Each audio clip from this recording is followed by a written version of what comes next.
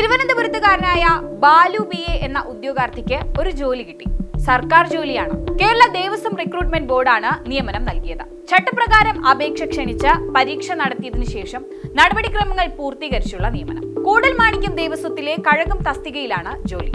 എന്നാൽ ഏറെ പ്രതീക്ഷകളോടെ ജോലിയിൽ പ്രവേശിക്കുന്നതിനായി തിരുവനന്തപുരത്ത് നിന്നും ഇരിങ്ങാലക്കുടയിലേക്ക് വണ്ടി കയറിയ ബാലുവിനെ ക്ഷേത്രത്തിലെ തന്ത്രിമാർ സ്വീകരിച്ചത് അല്പം ക്രൂരമായാണ്. കേരളത്തിൽ ഇന്നും അവശേഷിക്കുന്ന ജാതി ഭീകരതയുടെ ആഴം തന്റെ ആദ്യ തൊഴിൽ ദിനത്തിൽ തന്നെ ബാലു അറിഞ്ഞു.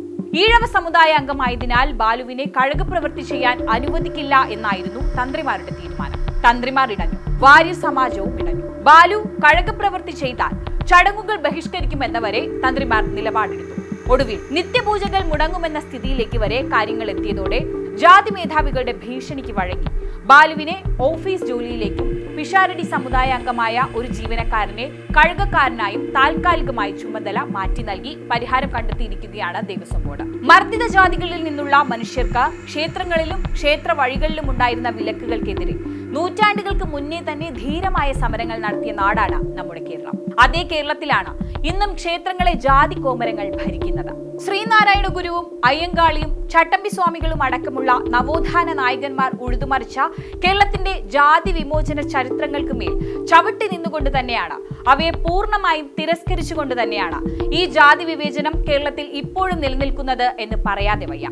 സാംസ്കാരികവും നവോത്ഥാനപരവുമായി ഏറെ മുന്നേറിയ കേരളത്തിലെ തീരാ കളങ്കമാണ് ഈ വിഷയം. ഒരു കീഴ്ജാതിക്കാരന് അവൻ പഠിച്ചു നേടിയെടുത്ത ജോലിയിൽ പ്രവേശിക്കാൻ കേരളത്തിലെ ജാതി മേൽക്കോയ്മ അനുവദിക്കുന്നില്ല എന്നത് നമ്മളെ ഞെട്ടിക്കുന്ന, നമ്മുടെ പുരോഗമന ചരിത്രത്തോട് തന്നെ കൊഞ്ഞണം കുത്തുന്ന ഒരു പ്രവൃത്തിയാണ്. ഇതാദ്യമായല്ല നമ്മുടെ കേരളത്തിലെ ക്ഷേത്രങ്ങളിൽ ജാതി വിവേചനം ഇത്ര ശക്തിയോടെ അരങ്ങേറുന്നത്. ഏറ്റവും പ്രസിദ്ധമായ ചെട്ടികുളങ്ങര ക്ഷേത്രത്തിലെ സംഭവം മറ്റൊരു ഉദാഹരണമാണ്. തിരുവിതാംകൂർ ദേവസ്വത്തിന്റെ കീഴിലുള്ള ക്ഷേത്രത്തിൽ 2017 അബ്രാഹ്മണനായ ഒരു ശാന്തി നിയമനം ഏറെ വിവാദമായിരുന്നു. അന്ന് നിയമിക്കപ്പെട്ട ഈഴവനായ ശാന്തിയുടെ നിയമനത്തെ കോടതി വരെ പോയി എതിർക്കാനും വർഗീയ സ്വഭാവമുള്ള സംഘടനകൾക്ക് മടിയുണ്ടായില്ല. ഈ നിയമനം ദൈവത്തിന്റെ കോപം വിളിച്ചു വരുത്തും എന്നതായിരുന്നു ന്യായമായി അവർ പറഞ്ഞത്. തീർന്നില്ല.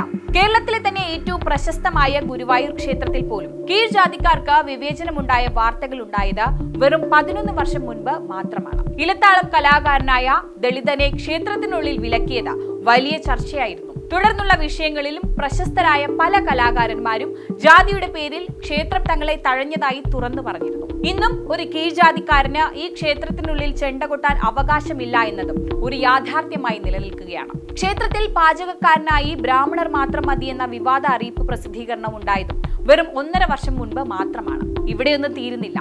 ശബരിമലയിൽ മലയാള ബ്രാഹ്മണർ മാത്രം ശാന്തിമാരായാൽ മതി എന്ന കോടതി ഉത്തരവുണ്ടായതും സമീപകാലത്താണ്. ഇവയിലൊന്നും തീരുന്നില്ല ജാതിമറ കെട്ടിയിരിക്കുന്ന ആരാധനാലയങ്ങൾ. കേരളം സാംസ്കാരികമായി ഏറെ മുന്നേറിയെന്ന് അവകാശപ്പെടുന്ന 21ാം നൂറ്റാണ്ടിലാണ് ഈ സംഭവങ്ങളെല്ലാം ഉണ്ടായത് എന്നതാണ് വിരോധാഭാസം. വിവേചനരഹിതമാകേണ്ട കേരളത്തിലെ ആരാധനാലയങ്ങൾ ജാതീയതയുടെ കൊടിയ കെട്ടിട രൂപങ്ങളായി മാറുകയാണ്. ഇക്കാര്യത്തിൽ ഭരണകൂടങ്ങൾക്ക് കാര്യമായി ഒന്നും ചെയ്യാനാകുന്നില്ല എന്നതാണ് വസ്തുത. ജാതി വിവേചനത്തിൽ മടുത്ത ഗുരു ഈഴവ ശിവനെ പ്രതിഷ്ഠിച്ച നാടാണ് നമ്മുടേത്. ഞങ്ങളുടെ മക്കളെ പഠിപ്പിച്ചില്ലെങ്കിൽ നിങ്ങളുടെ പാടത്ത് കൊയ്ത്ത് നടക്കില്ല എന്ന് വിളിച്ചു പറഞ്ഞ, ജാതീയതയ്ക്ക് മേലെ കൂടി വില്ലുവണ്ടി ഓടിച്ച അയ്യൻകാളിയുടെ നാടാണ് നമ്മുടേത്. ഈ നവോത്ഥാന നായകന്മാരുടെ ധീര പോരാട്ടങ്ങളുടെ ചരിത്ര കഥകൾ ഒരു വശത്ത് മുഴങ്ങി കേൾക്കുമ്പോഴാണ് മറുവശത്ത് നിന്ന് പാരമ്പര്യമെന്ന അവകാശവാദമുയർത്തി ഒരു കീഴ്ജാതിക്കാരന്റെ തൊഴിൽ നിഷേധിക്കപ്പെടുന്നത്. സ്വാമി വിവേകാനന്ദൻ ജാതീയത മൂത്ത കേരളത്തെ ഭ്രാന്താലയം എന്ന് വിളിച്ചത് 1892 വർഷം ഇത്രയായിട്ടും ആ വിളി നമുക്കിടയിൽ മുഴങ്ങി കേൾക്കുന്നത് പോലെയില്ലേ?